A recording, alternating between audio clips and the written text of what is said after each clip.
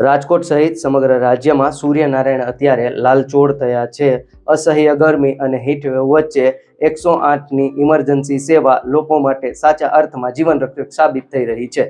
Rajkot 108ના programme manager Jayesh કારેણાના જણાવ્યા અનુસાર માત્ર એપ્રિલ મહિનામાં જ હીટવેવ અને ગરમીને લગતા કુલ 81 જેટલા કેસો નોંધાયા છે, જેમાં હાઈ ફીવરના 60 જેટલા કેસ અને હીટ સ્ટ્રોકની અન્ય ગંભીર અસરો જોવા મળી છે.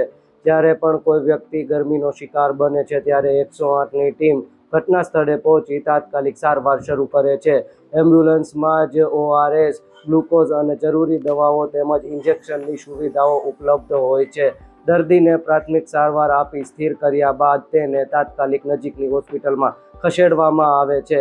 હાલ આ અસહ્ય ગરમીમાં અને હીટવેવ જેવી પરિસ્થિતિમાં દર્દીઓને એક ફોનથી જ સ્થળ પર પહોંચી સારવાર આપવા 108ના તમામ વોરિયર્સ કટિબદ્ધ છે.